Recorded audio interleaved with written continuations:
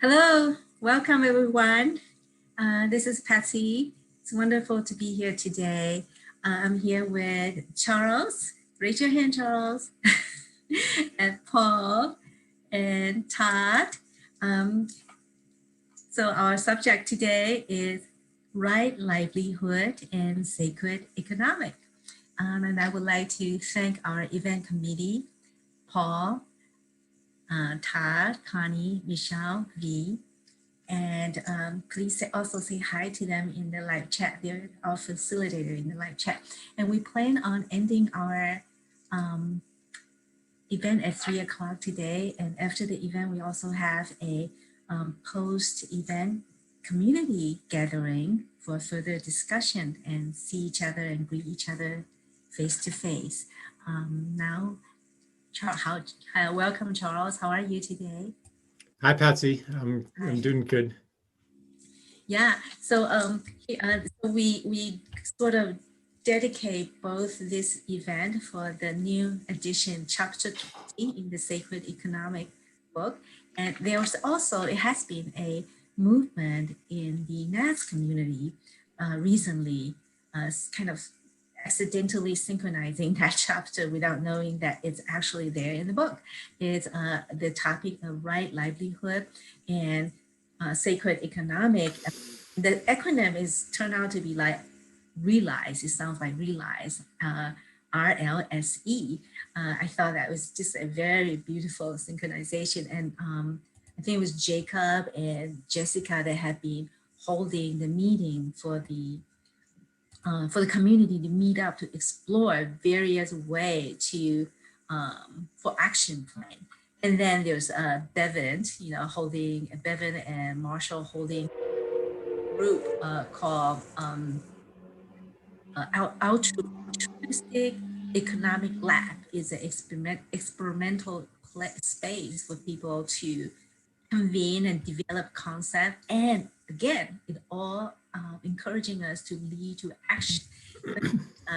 Amanda Kirchbaum, she recently drafted a proposal of a sacred economic gift model that we are going to dive into in implementing.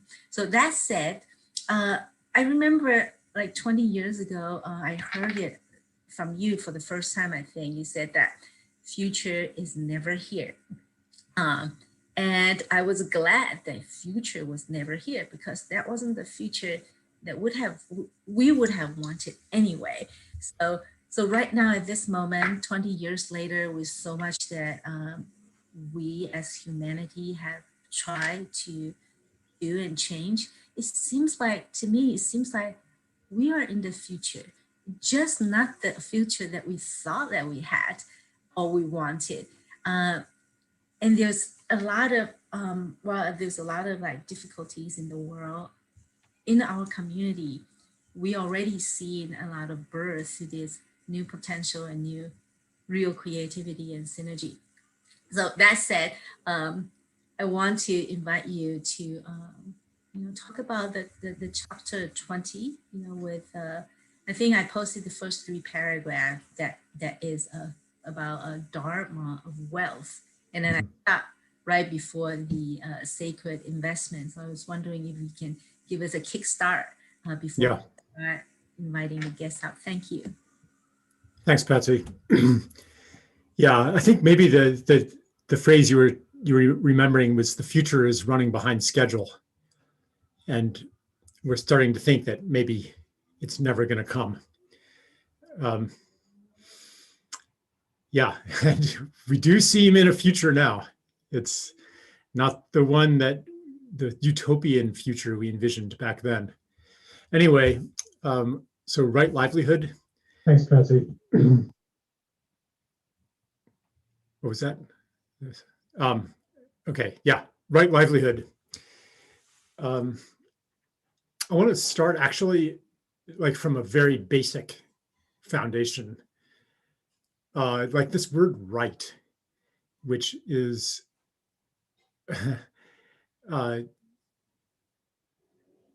contrasted with wrong. Right livelihood. So there's a right way to do it. There's a wrong way to do it. And if you do it right, then you're good. And if you do it wrong, then you're bad. And therefore, the goal of right livelihood from that perspective is that you get to be good. You qualify yourself as a good person. And that's not what I'm talking about at all. This is not to absolve oneself of complicity, of the taint of money. It is actually a different sense of the word right that kind of actually makes more sense in Chinese. Like in Chinese, there's a translation of right is zheng. It kind of means like straight, and like the word for accurate would also use the word zheng que, like straight, right, and it's kind of or it could kind of mean like on the path to where you want to go. So I want to invoke that as a different. Every time I'm with Patsy or talk to Patsy, I start thinking more in Chinese anyway. Like this whole interpretation just came to me like in the last 2 minutes. So anyway, like it's not how do I earn a living in a way that doesn't harm others, but it's more like how do I alignment. That's another sense of the word right or zheng that I want to use. It's how do I align my livelihood with the purpose for which I am here, for the reason that I am on earth, for what I want to achieve, for what my goal is. Because a lot of, and this is like not a trivial question, and it's not about am I justified? It's a practical question. Because a lot of people, and I've certainly been in this boat myself, a lot of people experience their life energy that's going into making money isn't aligned with why they understand themselves to be here on earth. Like maybe your work is serving something that you don't really believe in, or that you feel is in conflict with the world that you want to see. And I want to just say that even if you don't beat yourself up and tell yourself that you're bad for doing that, even without that, okay, it is still painful to be cast in a situation where you're a big portion of your life energy isn't contributing to the future that you know is possible, that you want to align with. And yeah, that can be agonizing, actually. And so I want to put that into our presence right now. And maybe just one more thing. Yes, to acknowledge or to presence that discomfort.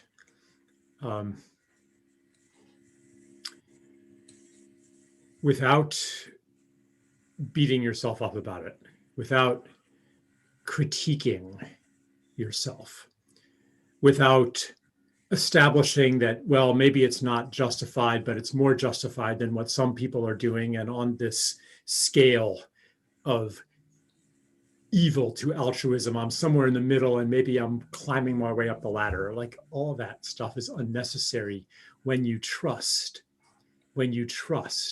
that from the soul level, you want very much to align your full energy with the world that you want to see.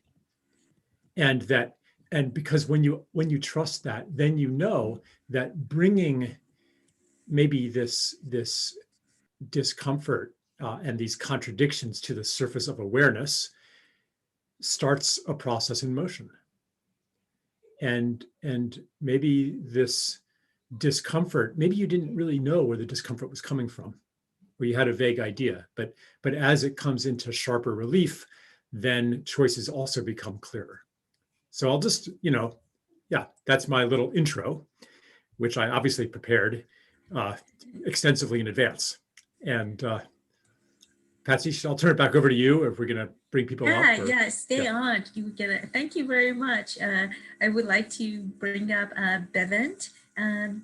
So Bevin, he lives in South Africa, and he has a lot of brilliant idea, which you already experienced some. You saw how he planned out with Marshall to hold the space of altruistic economic lab. And so he's here with a question and to have a conversation with you. Thank you, Bevin. Welcome. Bevin, I think your connection.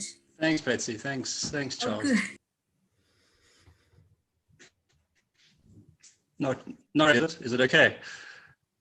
So I think one of the frustrations I think that most people have is that, even if we are living in the right livelihood and when we are doing the right thing for ourselves and our families, the rest of the world is not. And it's very frustrating. So I guess I can see that people are going to move more and more to intentional communities and live more and more in the gift.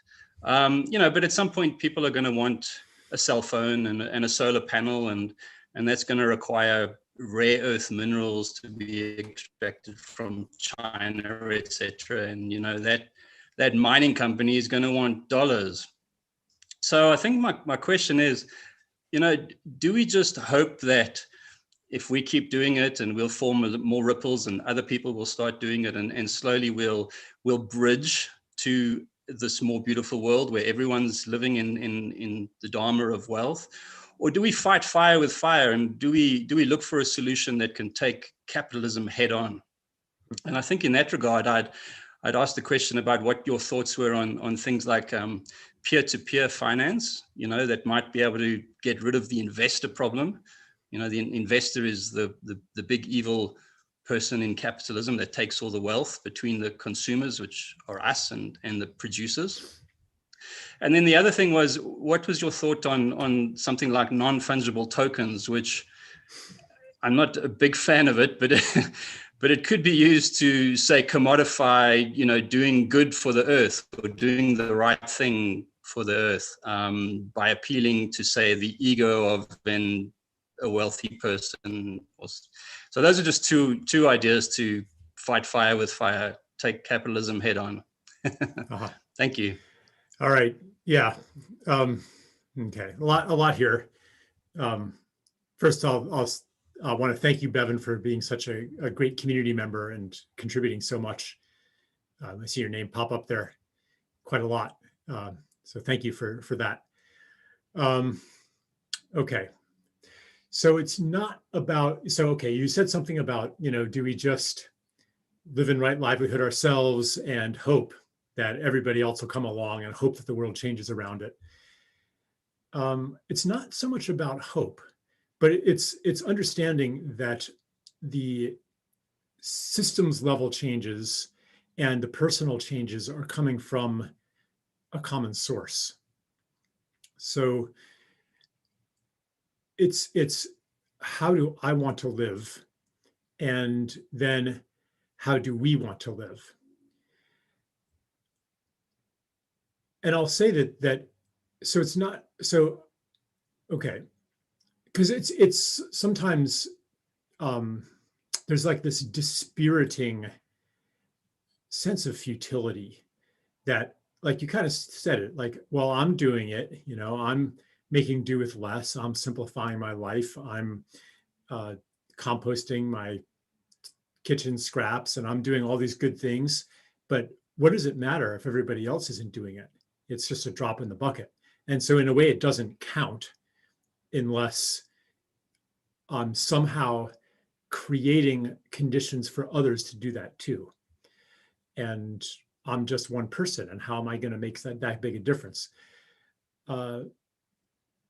But this kind of making one's own actions contingent on everybody else doing it, there's a a loss of power here.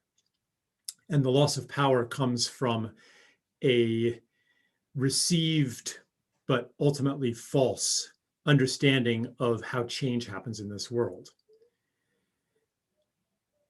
In fact, when we start looking at the world through a lens of morphic resonance or a lens of prayer, then we know that like the personal level actions have a potency beyond rational understanding.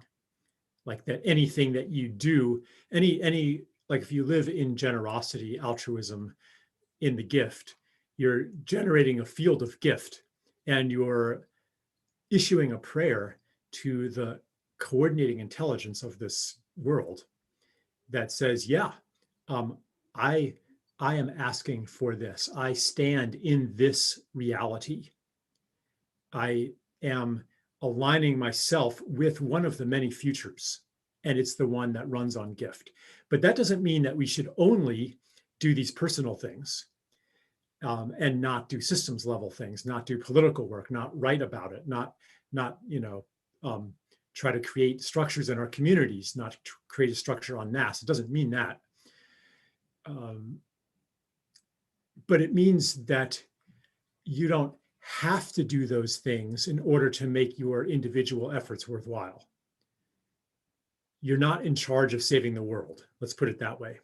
Yet you might be called at various moments to do things that bring this way to others and make it more accessible to others.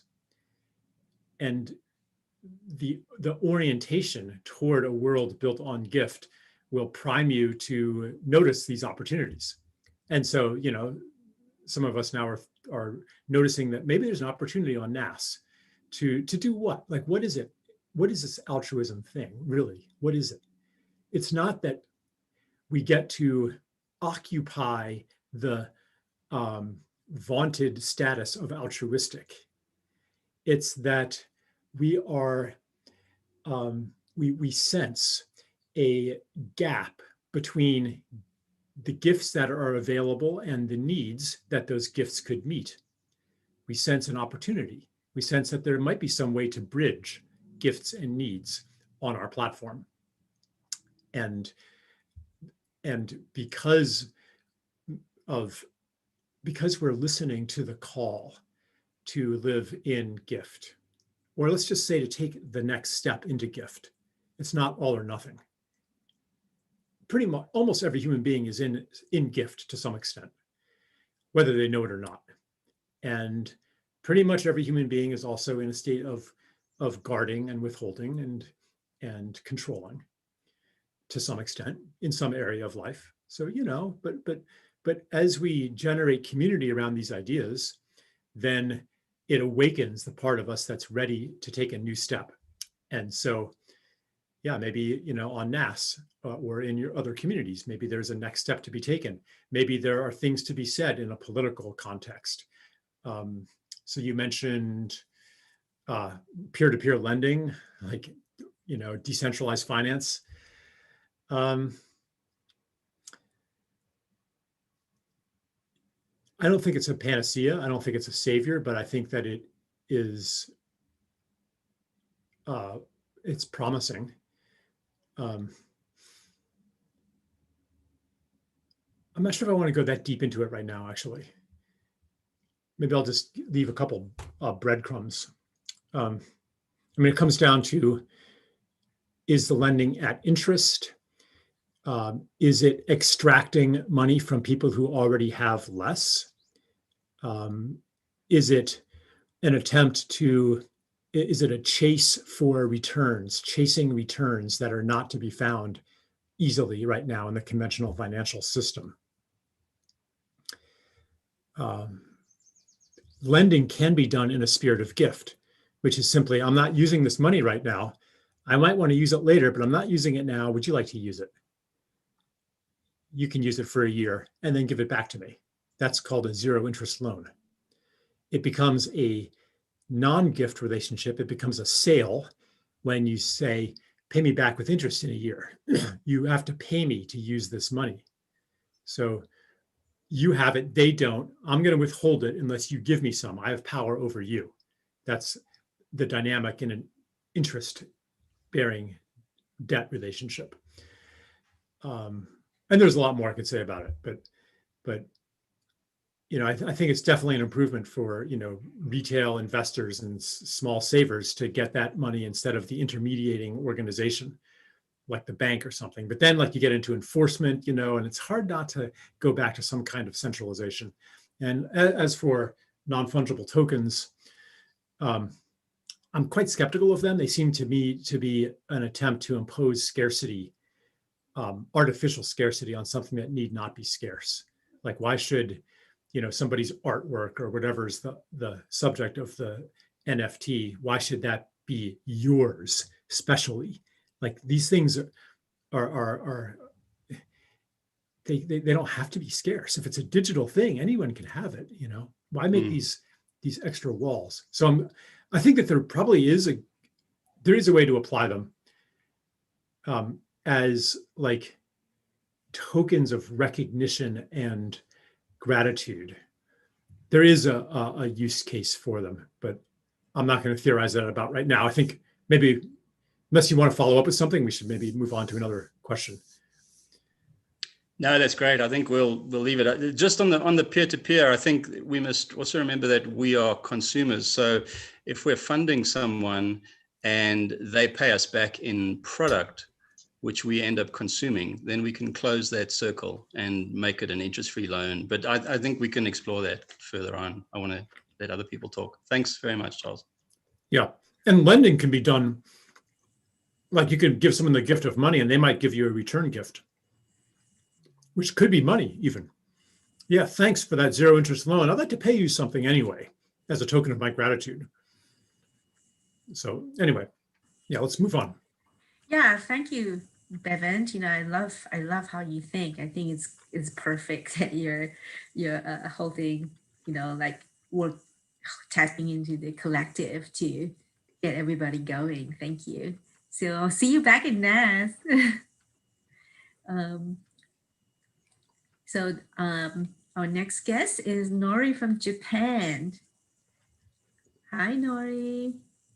Yes. Don't even know how to introduce you. You're just a beautiful person and my new friend, Nori. So I'm going to hand Nori to you and Charles, and thank you for your contribution. Thank you, Patsy. Hello, Charles. Hi, Nori. Hi. Nice to finally meet you. Yeah, very happy to meet you too. Thank you for everything you do. You've brought so much light into my life, and this community you've created. It's a great honor to be part of it. Can you hear me okay? Yeah, I can hear you fine. And okay. Thank you for being in the community. You're like a super spreader of love in the community. Yeah. Wow, thank you. Yeah, it's magic. Everybody gives and so much to me that I feel, I have to give more sometimes. This topic to me, I'm not so rich in money, so but I always feel called to give whenever I do have. And I was recently brought to the attention of the work of Bernie Glassman by another NES member, and I got his book, Instructions to the Cook. He's a Zen monk, and he's since passed, but he started a whole right livelihood movement in New York, and created a bakery in business, and then a whole community based around right livelihood. And it was just so inspiring to read how he really gives to the local community. And my question was about all these, that there's so many global charity organizations, and I know that there's some incentive because there's tax deduction, tax deductible contributions and things like that. Kind of system is kind of seems to make it,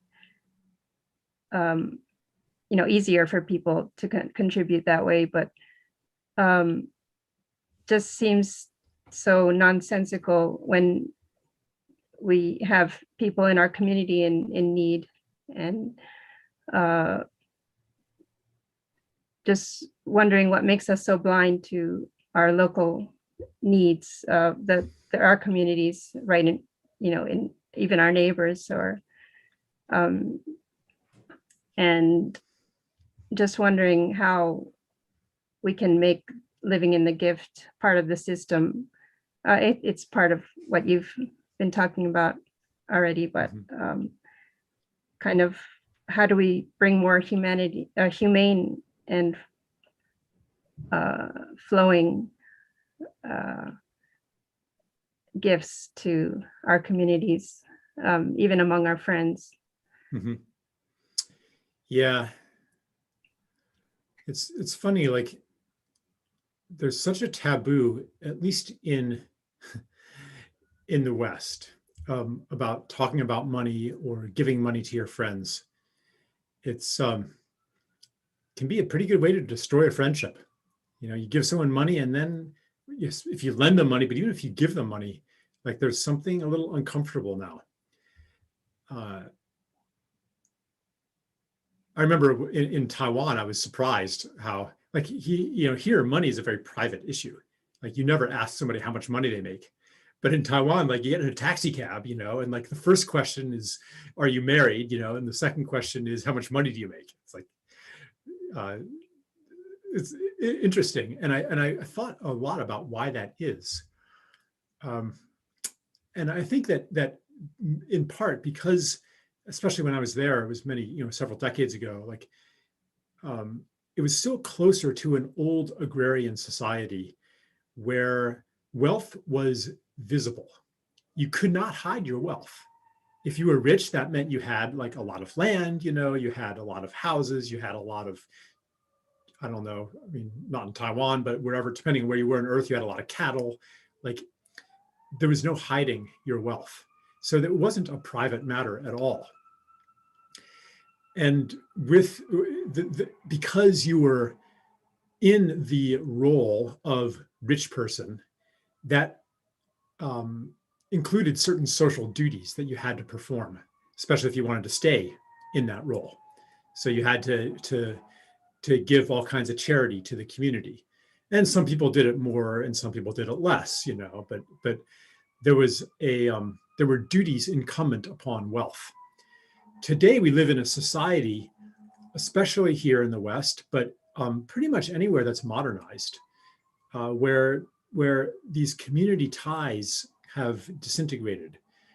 So, you ask, like, why don't we take care of the people who are in need right down the street, or right in the neighborhood, or right in the town? Well, there's not a lot of ties between me and the person down the street. Like, I don't know if the neighbor two houses down, I don't know anything about them. They could be in financial difficulty, I wouldn't know it. They could have a child who's sick, I wouldn't know it, because life is so compartmentalized. And even more in COVID.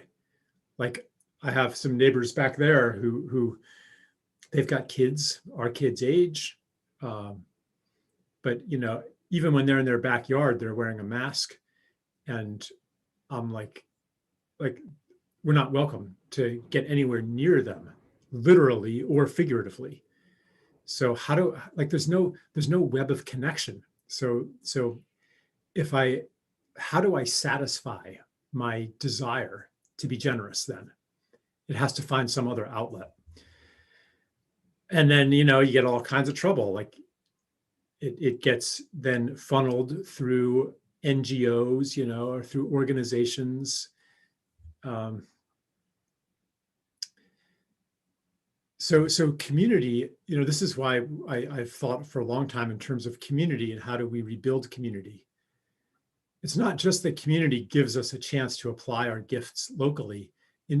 Community is the application of gifts locally. And if this is going to be an online community worthy of the name community, then there has to be gifts circulating in it. And there is some. like, people support each other. People reach out with problems and receive advice and support and help. I did that, a few days ago. So there is some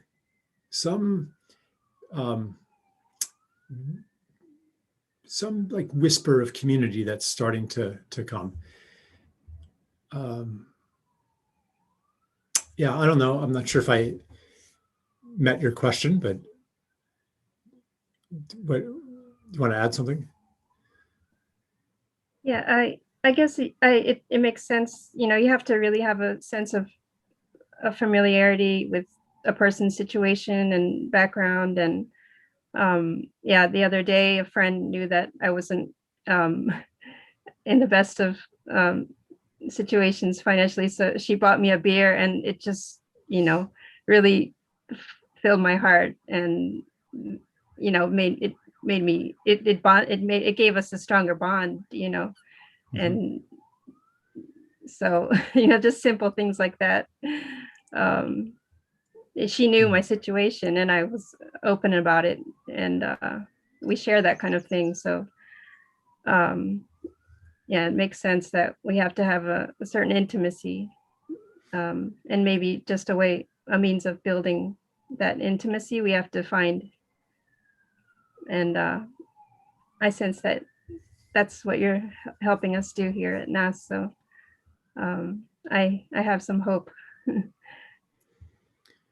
Yeah, it's still a very young community.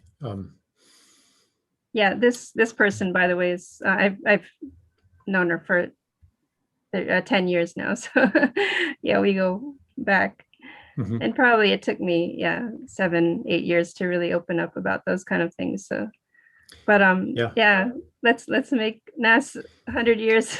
It's really it's really awkward. I'm thinking again about, like, if you give someone money, one thing that it does is it sets up maybe not quite unavoidably, but it sets up a power dynamic of dominance. And like, you're setting up, if you give, like, this is traditionally, if you were a feudal lord, you would give gifts and then people would owe you, and everybody owes you. Like, you're the at the center. And even in, like, again, like when I was living in Taiwan, it was kind of an act of dominance to treat everybody, like to qing ke, like to have guests, like, and people would sometimes even get into fights over who could pay the bill. That was like, my dad. He would always, they'd end up tearing the bill up, but he'd win. Right. Yeah. Like, they actually, they'd fight until it was torn. Right. Right. Yeah. So there's something of this, like a reluctance, and then there's also, like, to the reluctance to receive a gift, partly because, well, do I want to be, do I want to owe you one? But it's also, do I want to be connected with you? Because, like, gifts create connections. Because a gift is an open-ended transaction, whereas a purchase is a completed transaction. You've got yours, I've got mine. But a gift, okay, now I've got something, but the like photographic negative of that gift is something that I now owe. And in a real community, you don't necessarily, like, if I gave you a gift, Nori, you wouldn't necessarily give me a gift, but you would be able to give to somebody else in the community, and then it circulates. Yeah. That's what a healthy society is like. Yeah.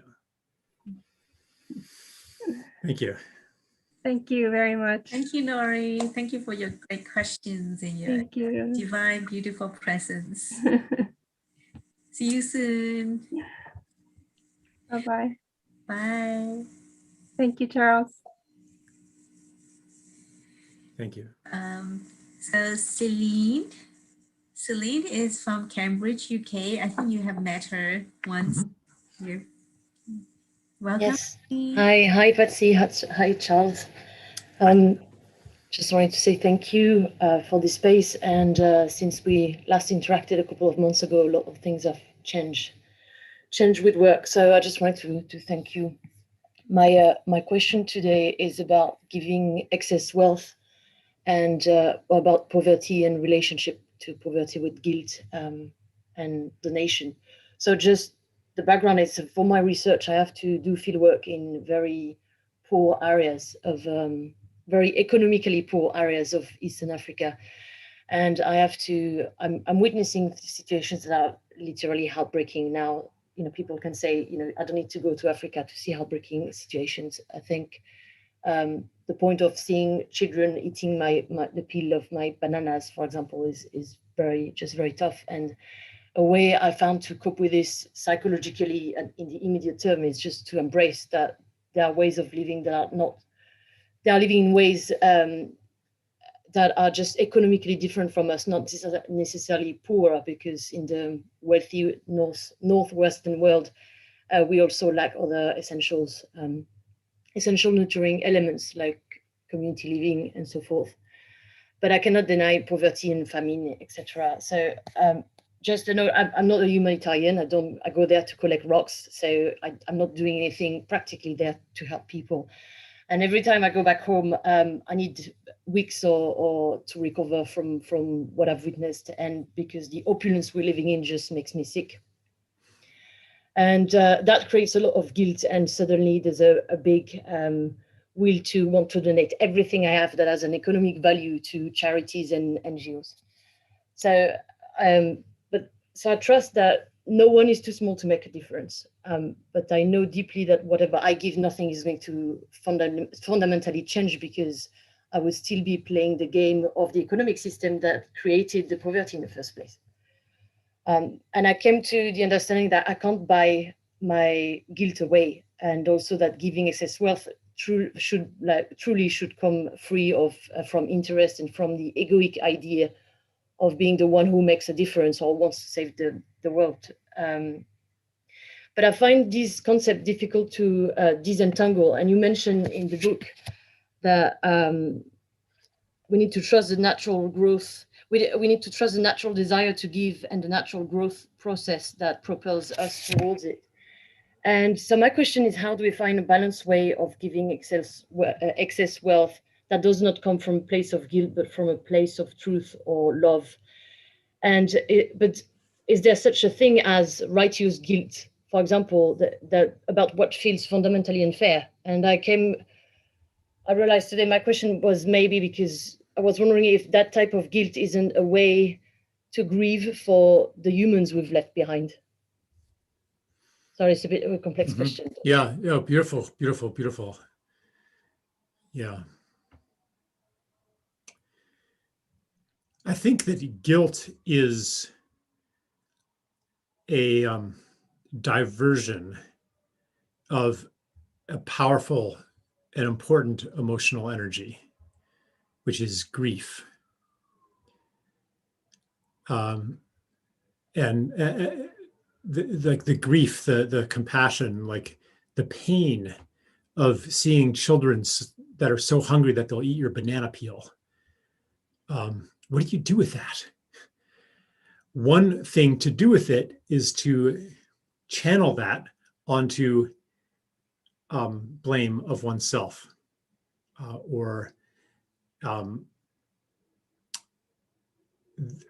like it's like I am bad, I'm doing bad, I'm wrong, it's my fault. There's a certain clarity and satisfaction in that. But as you said, you could give all your money away and it would not change very much. It might, I'm not saying like not to act on those impulses, but it's not the solution. And, what if that money could, like there's lots of things you could do with wealth.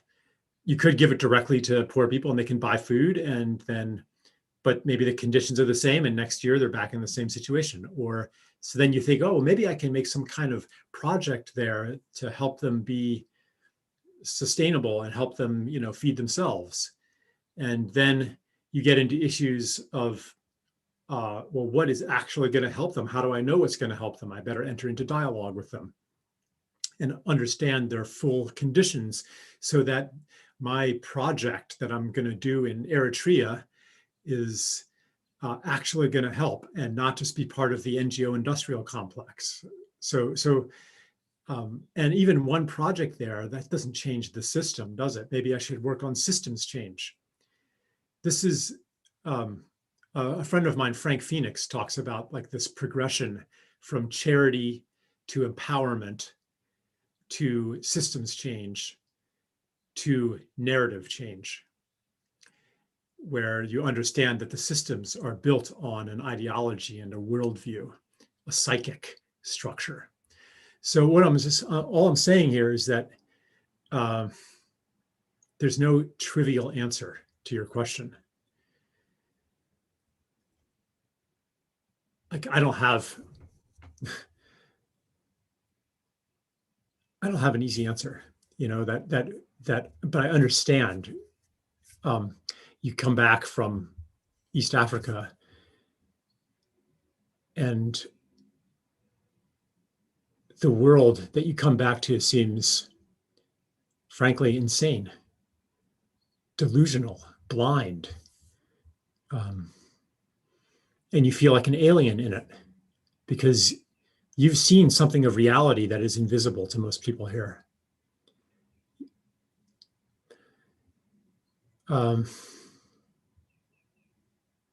Where I go with this knowledge of the poverty of the world, this is why one reason I wrote Sacred Economics, because I traced it to the global debt system that is always extracting wealth from places like East Africa. It's not that like they need us to come in and save them. First and foremost, they need us to stop taking their wealth. So then that leads maybe to a political, if you have that realization, maybe it's like, okay, instead of donating my money to a village there, I'm going to donate my money to some political faction that is going to try to end the global debt empire.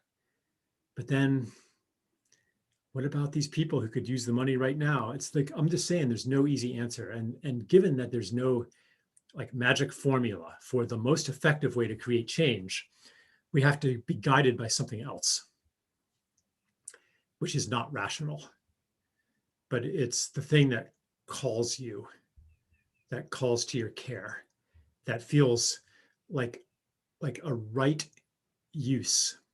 Here we have right again, like a right use of your resources that gives you the feeling like making a difference, and it feels satisfying, and you feel alive doing it. You don't feel depleted,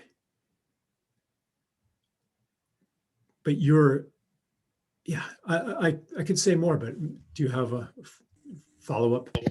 Yeah, I just wanted to focus on the impulse from where the action of giving comes from, because you're differentiating very strongly guilt and as in an egoic action or mode of action, whereas just giving because we need to give. This is our natural way to function as humans. And I find in these situations that guilt is actually the impulse that comes from a righteous purpose to serve the other.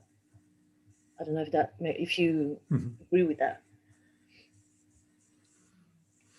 Yeah, for me, guilt doesn't necessarily, it's certainly not the only motivation to give. For me, it's more of like a kind of a goodwill and a desire to see joy and a desire to see like people going off happy. And I can do that without guilt. Maybe guilt is the feeling of not acting on that impulse. Like you want to do that, but you don't do that, and that causes an inner tension that feels like guilt. because to act on that impulse might require some courage, you know. And I think on top of that, there's probably some type of ancestral guilt from, you know, I come from probably one of the worst colonial countries. France is with Britain, just, you know, they're still devastating several areas of Africa. So there's also that probably something that we carry over generations as well. So yeah, but thank you. A lot to reflect on. Yeah, thank you. Thank you. Thank you, Celine, for your Thank you, fantastic Betsy. questions. Thank you. So looking at the time, so Charles, we have 2 more guests, and Rebecca, she's from Italy, and the last guest is Amanda Kirschbond, who studied, you know, I did a little intro in the beginning, so we'll have you talk to Rebecca now. Rebecca, welcome. Nice to see your face. Nice to see you. Hi, Patsy. Hi, Charles. Hi, Rebecca. Hi. So I have a question. I live in Damanhur. I know that we talked about Damanhur also on NAS, and we had this screening a couple of weeks ago.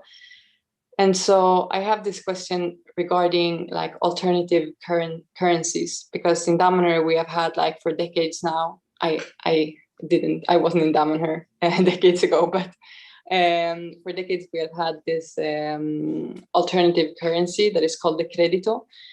And it wants to be like a way to really reinstall, like give like more value to money and really use it as a way of cooperation and solidarity and so on.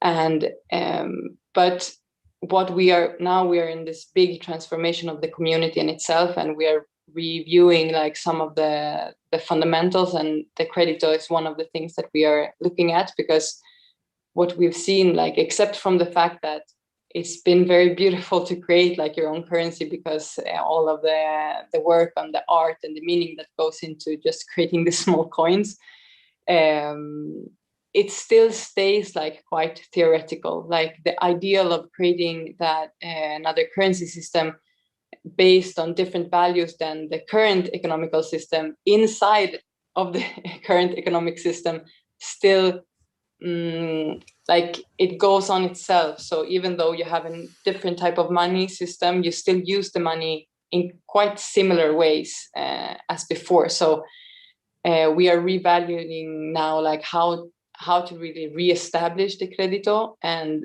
I guess that my question is that if it's possible to really create like a change within the current economical system using money that is a part of the economical system, or if it's better to like completely step out of the system and create different ways of exchange, and how would that look like in the sense of being like in a community where you actually have the possibility to actually start practicing something together. So yeah, many questions. Okay, Damanhur has like a couple thousand members, is that right?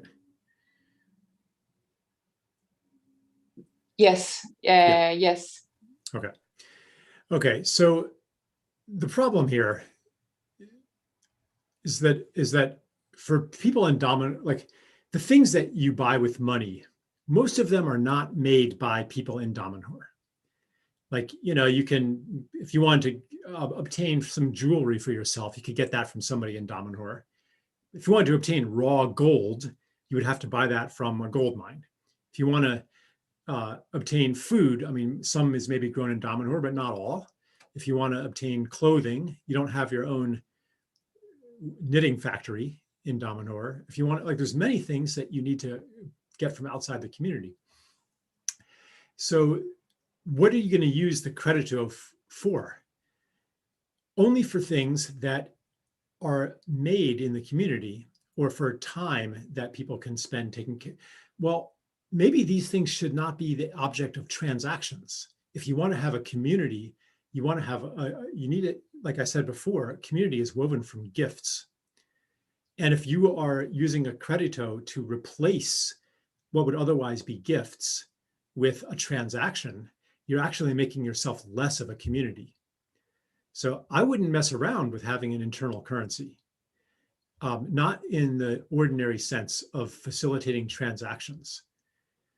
It's a lot stronger for the community if you babysit your neighbor's kids and she doesn't pay you, but after you've done that a number of times and you need some help with, fixing your car, and her brother-in-law is good at fixing cars, oh, of course I'll do that. You've been taking care of our kids for so long.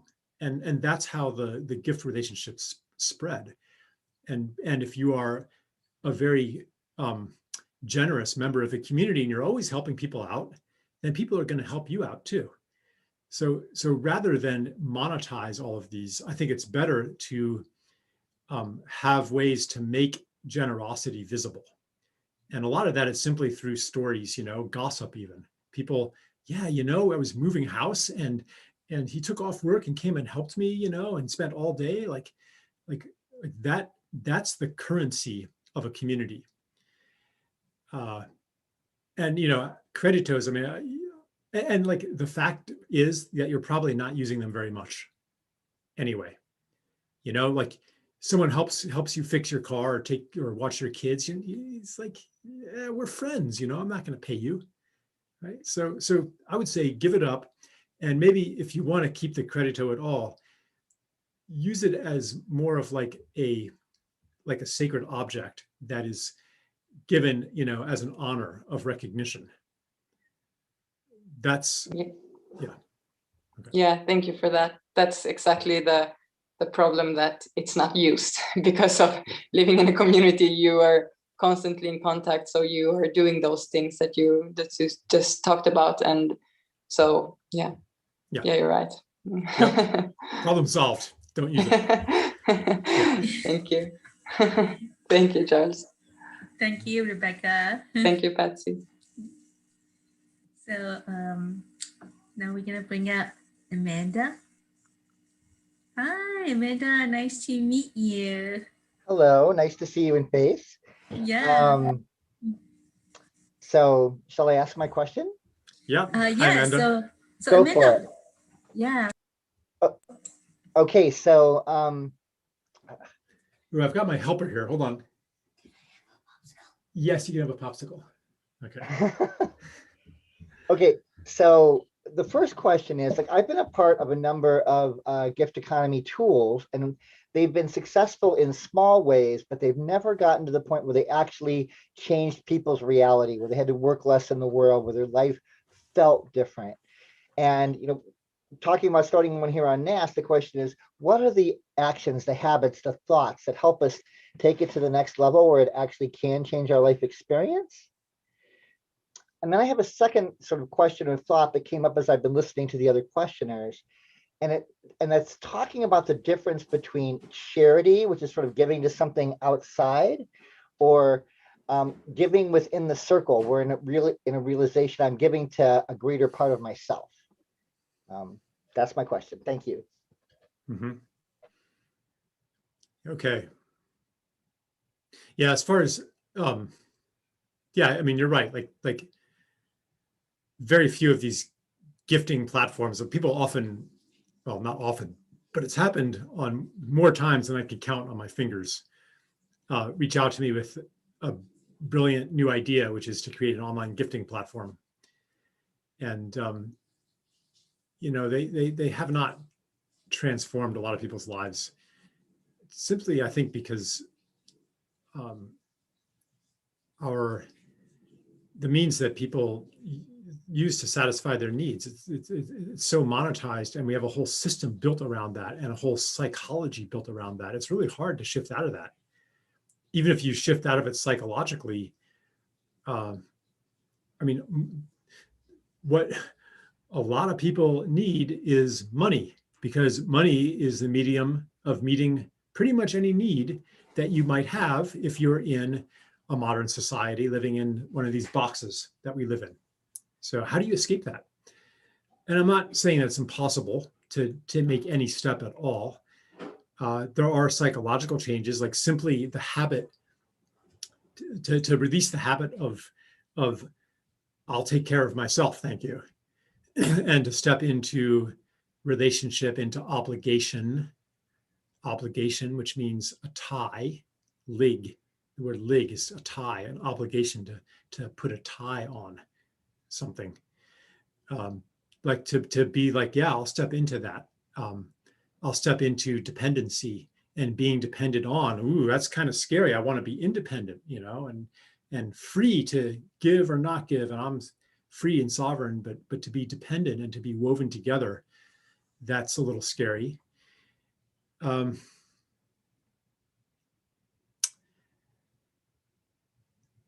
let's see, what was your second question? I lost it. My second question was, talk about the difference between charity, which is sort of giving yes. something on the outside, or Right. giving within a circle, which I experience as giving to my greater self, and it doesn't even feel like giving away. Right. Yeah, I think that there's degrees of giving that correspond to degrees of the circle of self. So the self of community, where, well, I mean, you could take it down to the self of family, where most families today are still a gift economy. Like, Carrie didn't pay me for the pizza I just made him.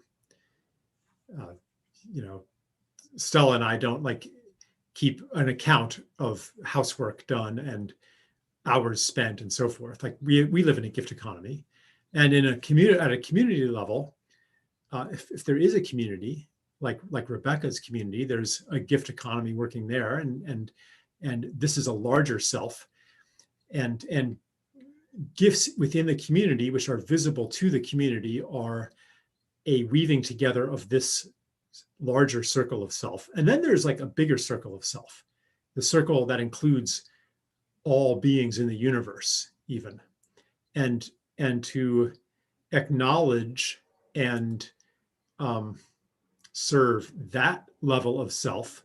There is the altruistic gift, there is the charity, there is the sacrifice. I mean, indigenous people even take it beyond charity. Like, you make a sacrifice to nature, you make a sacrifice to the mountain, to the river. Like, that gift, that's a gift also that weaves together a larger being. So I would say it's not either or. Like, I would say that, you'll have an impulse to help a random stranger who's not in the community and who will never see again, and that feels good. And to like touch back on the guilt, it's not coming from guilt necessarily. It's like this, for me at least, it's this random thing. Like, somebody touches me, I don't know why. There's millions of people who are worse off than this person, but something touches me about this moment, about this situation, about this person who I'll never see again. And here, like, there's power in that act, not as a substitute for weaving together community with gifts.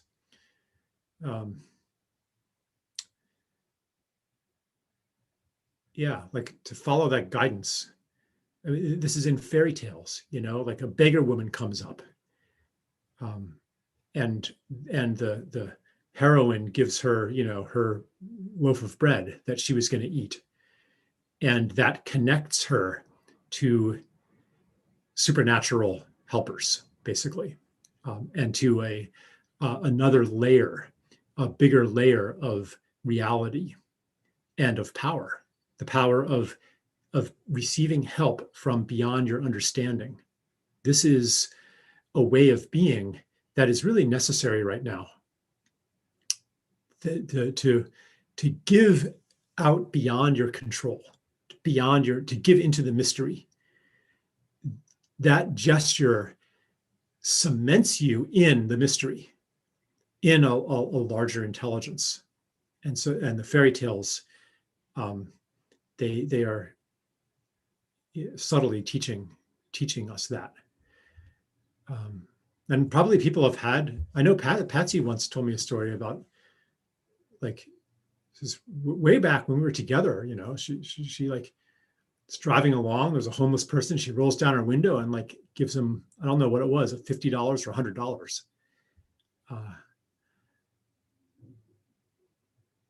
that, like, you can't deny that there's something right and powerful about that. And that doesn't mean like you cash in all of your assets in $100 bills and you go and do that, but maybe it does mean that. Maybe it does. A guy reached out to me once a number of years ago, and he basically was like this gift economy version of a superhero, where, like, every night he would sneak out with like a car full of like sleeping bags and sandwiches and stuff, and just like drive around and give them to homeless people. Like, he was like using all his money to do that. Because it was his to do. That's the only answer you can give. That's yours to do. What is yours to do? In some moments, it might be in the community. In some moments, it might be a totally random gesture of kindness. Some people are oriented more toward one, some are oriented more toward the other. And it comes down to, again, like what I started with, this self-trust. Yeah.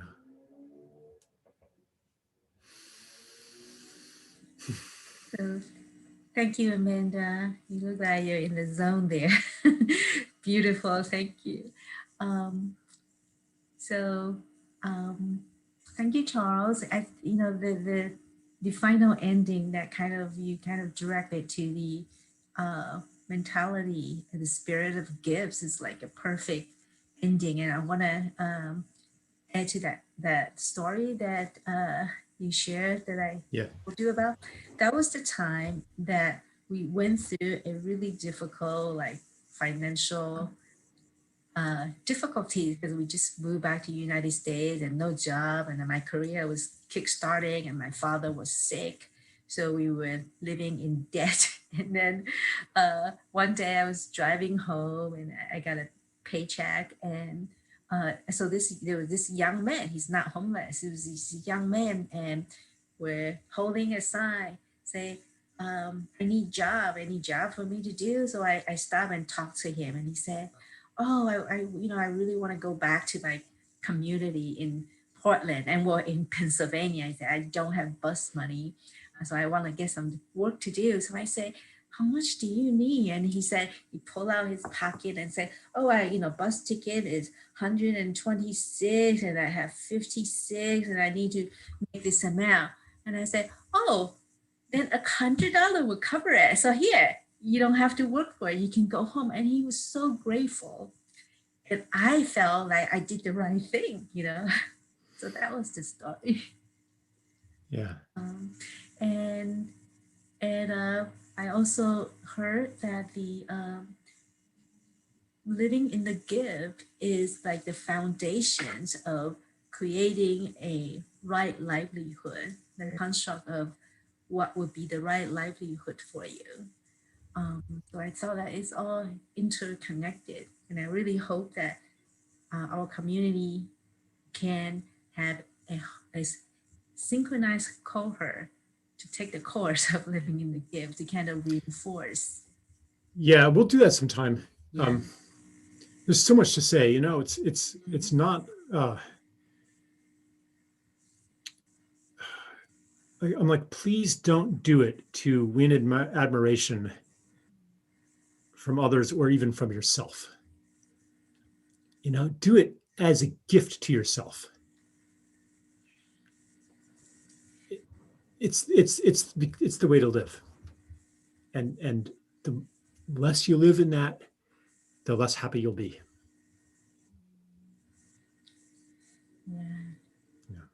Yeah, that's a great ending.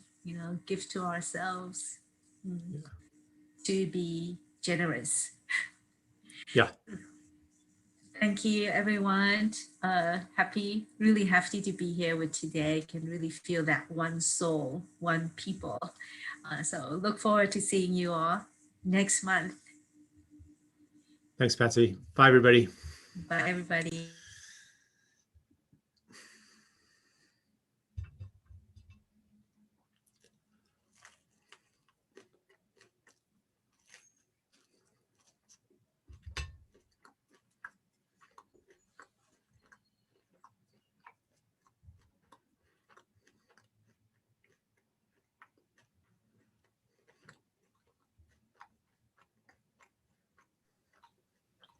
What are you munching on, Charles?